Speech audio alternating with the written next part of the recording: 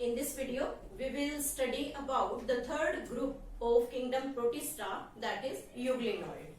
Now, the next group is Euglenoid.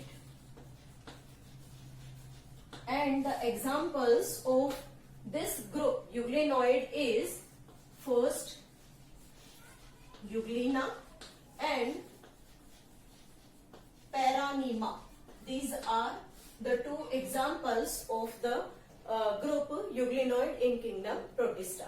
बात करते हैं यूग्लिनॉइड के बारे में. तो जब हम अर्लियर क्लासिफिकेशंस को स्टडी करते हैं तो वहां पर डिफरेंट साइंटिस्ट के थ्रू डिफरेंट ऑब्जर्वेशंस दी गई.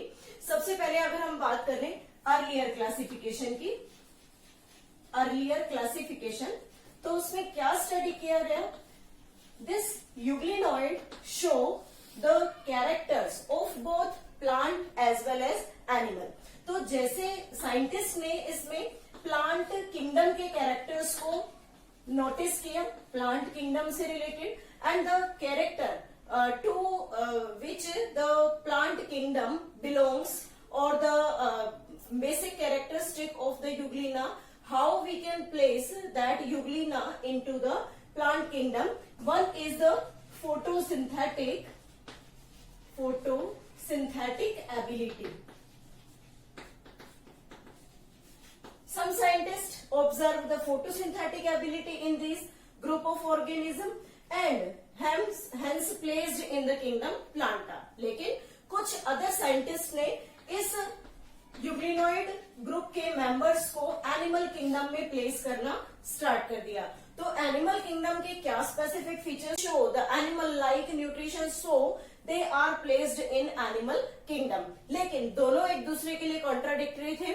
उसके बाद जब R.H. विटेकर ने 5 किंगडम क्लासिफिकेशन प्रपोज किया तो 5 किंगडम क्लासिफिकेशन में एक नया ग्रुप डेवलप हुआ, kingdom classification, that is the protista. The group is the protista. और फिर इस प्रोटिस्टा किंगडम के अंदर इन यूग्लिनॉइड्स को प्लेस किया गया. बट यहाँ पर एक इंपॉर्टेंट फीचर है कि these euglenoids behaves like both plant and animal. दोनों की तरह बिहेव करते हैं. प्लांट की तरह ये फोटोसिंथेटिक एक्टिविटी कर सकते हैं, एनिमल की तरह इनका मोड ऑफ न्यूट्रिशन जो है वो हेट्रोट्रोफिक होता है और इनमें सेल वॉल प्रेजेंट है. तो जब ये दो कैरेक्टर्स इसके अंदर फाइंड आउट किए गए, then they are said to be the connecting link between plant and animal. Animals और प्लांट्स के बीच में इनको कनेक्टिंग लिंक कहा गया. अब ये जो यूग्लिनॉइड्स हैं ये किस तरीके से दो डिफरेंट टाइप के न्यूट्रिशन शो करते हैं. यहाँ पर हम बात कर रहे हैं ऑटोट्रोफिक मोड ऑफ न्यूट्रिशन की, और जब हम इसके एनिमल लाइक कैरेक्टर को देखते हैं तो that is shown like the heterotrophic mode of nutrition. तो इसके पीछे बेसिक रीजन क्या है? What's the reason behind it? One thing is that if the sunlight is present, means अगर यूग्लिनॉइड्स को सनलाइट अवेलेबल हो जाती है, then they show the photosynthetic activities.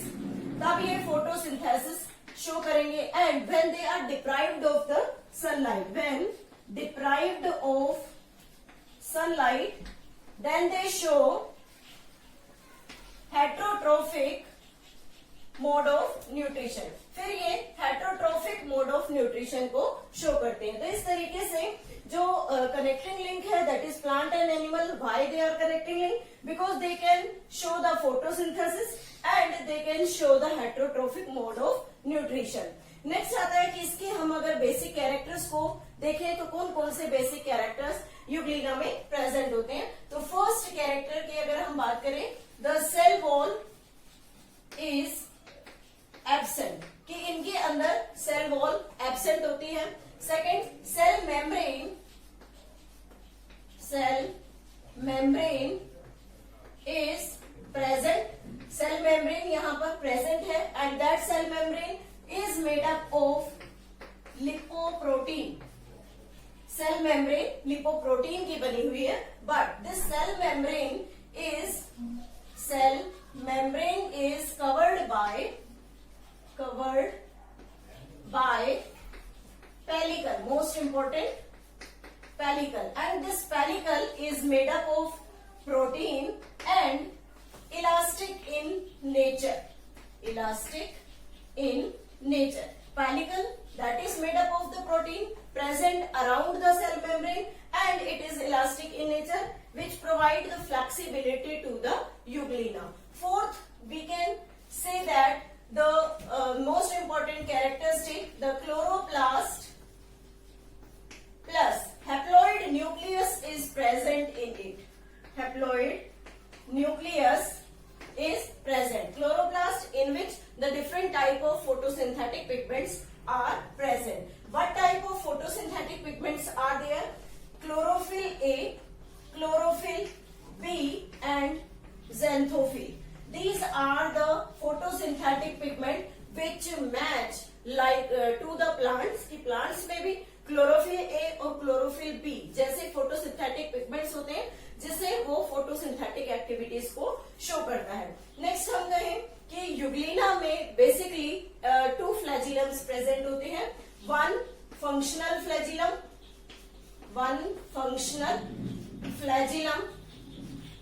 and one non-functional flagellum. Two types के flagellas वहां पर present होते हैं. Next character की अगर बात करें तो there is a cavity in anterior side. Anterior side पर एक cavity बनी होती है, and that cavity is named as the reservoir. इस cavity को reservoir नाम देते हैं, and this functional flagellum